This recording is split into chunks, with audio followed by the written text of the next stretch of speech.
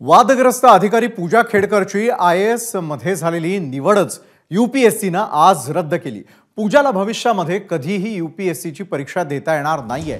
नियमापेक्षा जास्त वेळा IAS ची परीक्षा दिल्याप्रकरणी UPSC ने ही कारवाई केलेली आहे। नियमानुसार UPSC परीक्षा देण्याची मुदत संपल्यावर पूजा तिचं नाव बदलून पुन्हा परीक्षा देताना दिसली।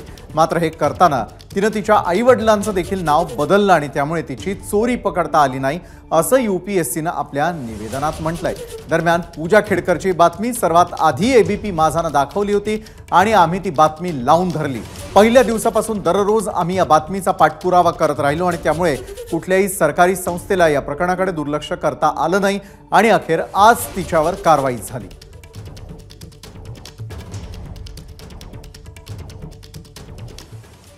आणि आता UPSCच्या या कारवाईबद्दल अधिक माहिती पाहूयात। UPSC कडून पूजा खेडकर दोषी, नागरी सेवा परीक्षा नियम 2022 अन्वये पूजा दोषी। UPSC कडून पूजाची प्रोव्हिजनल उमेदवारी रद्द, पूजा खेडकरचा IAS दर्जाही रद्द। भविष्यामध्ये UPSC ची कोणतीही परीक्षा देण्यास बंदी। UPSC कडून 2009 ते 2023 काळातील रेकॉर्डची तपासणी।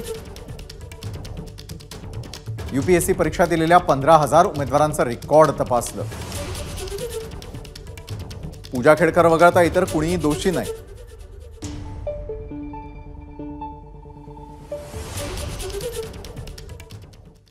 तर UPSC कडून जी अपेक्षा असते ती पूर्ण झाली। हा निर्णय घेऊन UPSC ने विश्वासार्हता वाढवली अशी प्रतिक्रिया माजी सनदी अधिकारी अविनाश धर्माधिकारी यांनी दिली आहे। मी ज्याला मानवी जीवनाचं एक वास्तव म्हणतो की चोर आणि पोलिसात सतत स्पर्धा चालूच असते।